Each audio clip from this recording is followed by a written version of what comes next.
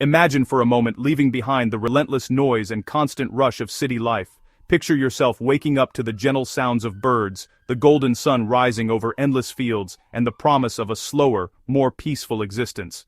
The idea of trading city chaos for a quiet Texas farmhouse is a dream that calls to many, offering the hope of a fresh start, a place to breathe, and a chance to reconnect with nature and yourself. Here, wide open spaces stretch as far as the eye can see. Nights are painted with a million stars, and the air feels cleaner, lighter, and full of possibility. The cost of living is low, and the peace you find seems almost priceless. It's easy to see why so many dream of retiring to a Texas farmhouse. But beneath this idyllic surface, there may be hidden challenges. What if that dream of rural bliss conceals a reality that's far more complicated? Could the very things that draw you in, solitude, affordability, and simplicity, also become the source of unexpected hardship or even danger? Tonight, we take a closer look at 20 Texas towns that seem perfect for farmhouse retirement. Each promises tranquility and charm, but everyone comes with a hidden trade-off, some more serious than others. From isolation and limited healthcare to unpredictable weather and economic uncertainty, these are the realities you need to know before making your move. So, is cheap, rural living truly a sanctuary, or could it be a cleverly disguised trap waiting for the unwary? Stay with us as we reveal the truth behind the dream, and help you decide if the Texas farmhouse life is right for you. In the small town of Canyon, Texas, the breathtaking views stretch for miles, vast canyons, endless skies, and a sense of peace that seems almost priceless. It's no wonder that retirees like John and Mary Henderson felt drawn to this place, searching for a slower pace and a postcard-perfect retirement. The promise of tranquility and open space lured them away from the city's noise and crowds, offering a dream of quiet mornings and star-filled nights. When they found a modest farmhouse sitting on 10 sprawling acres, it felt like a once-in-a-lifetime opportunity. The price was shockingly low compared to what they'd seen elsewhere, and they imagined a future filled with family gatherings, gardening, and peaceful walks across their land. It seemed like the perfect escape, but reality set in quickly. Their very first property tax bill arrived, and it was nearly double what they'd budgeted for. The dream of affordable country living began to unravel as they realized the hidden costs of their new home. Utility costs, too, were far higher than expected. Out in the remote panhandle, electricity and water came at a premium, and the wind that once seemed so peaceful now rattled their windows and spun their meter faster than they'd ever seen. The savings they'd counted on quickly vanished, replaced by mounting financial strain. The isolation they'd once craved began to feel more like a burden as the nearest neighbor was miles away and the sense of community faded. Even basic needs became challenges. Specialist medical care was hours away, and the long drives to the nearest clinic grew exhausting. Friends and family, once eager to visit, found the journey too long and stopped coming altogether. The Hendersons began to wonder, if you're paying for peace, are you also paying to be forgotten? In the pursuit of a postcard view, they discovered the hidden price of rural paradise, a cost measured not just in dollars, but in connection, convenience, and community. In Seymour, retirees snap up cheap farmhouses, thinking they've outsmarted the system. David, a retired mechanic, bought a fixer-upper, only to find hidden disasters: cracked foundation, bad wiring, endless repairs. The low price was just the entry fee. The real cost was in constant, expensive maintenance and unreliable services. Does paying less now mean bleeding more later? Sonora's underground caverns attract tourists, and retirees like Susan, who bought a property with a guest house. She inherited the role of unpaid curator for local attractions, her retirement consumed by community expectations and constant visitors. If your retirement is a tourist attraction, who's really benefiting?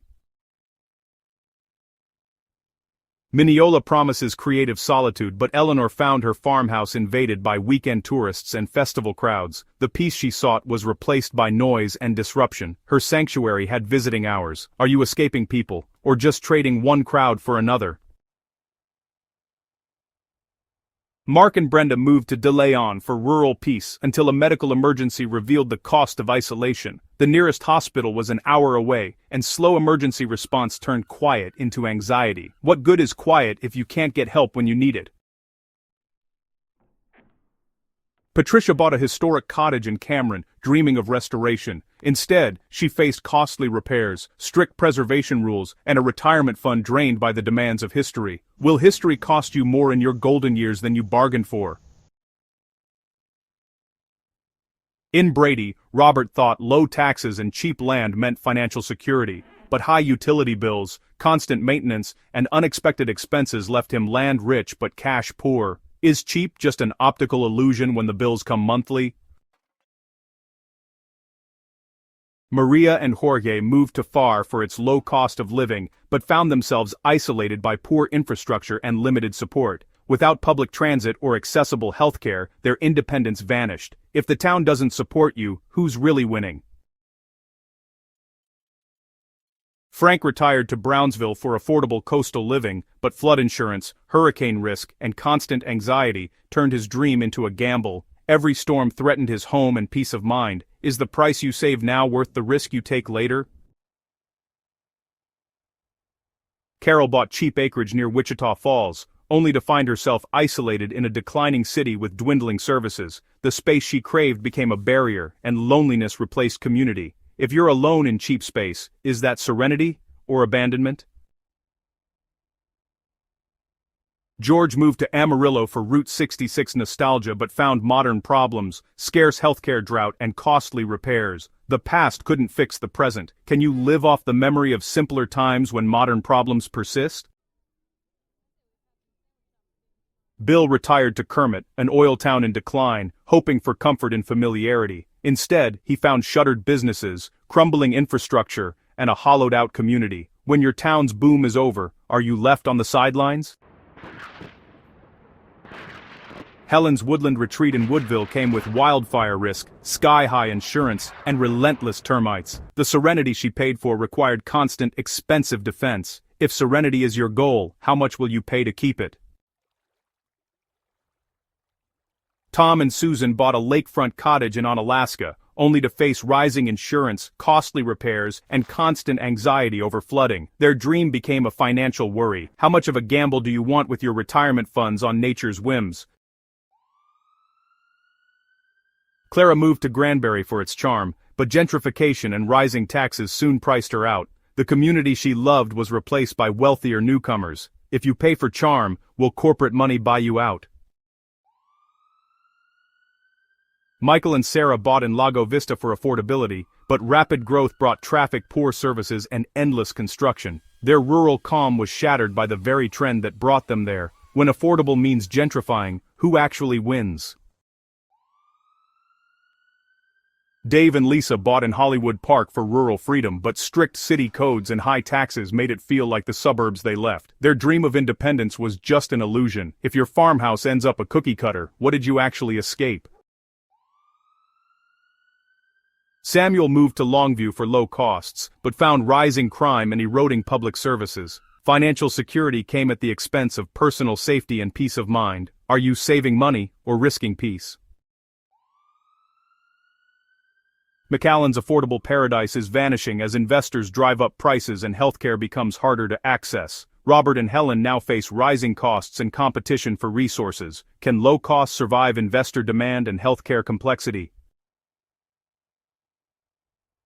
Rochester offers rock-bottom prices but no services, no stores, and no support. Retirees seeking a last chance at homeownership find themselves stranded in a service desert. Do you want to be first in line or first to be abandoned?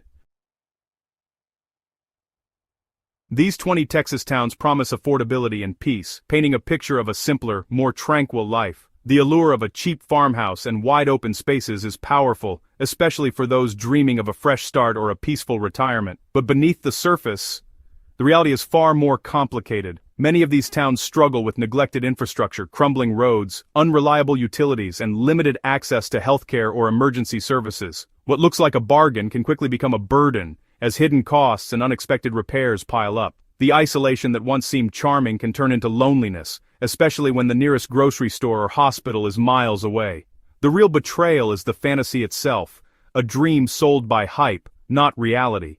The glossy photos and glowing descriptions rarely mention the challenges, the lack of job opportunities, the slow internet, or the difficulty of building a new community, far from family and friends.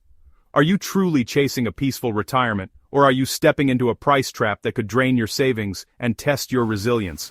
It's easy to be swept up by the dream, but the reality can be much harsher than expected. The answer requires asking hard questions about what you value, what you need, and what you're willing to sacrifice. Are you prepared for the trade-offs that come with rural living, or are you being sold a vision that doesn't match reality? If this opened your eyes, like, comment, and share before someone you love buys a dream that costs more than money. Let's make sure the pursuit of peace doesn't turn into a costly mistake.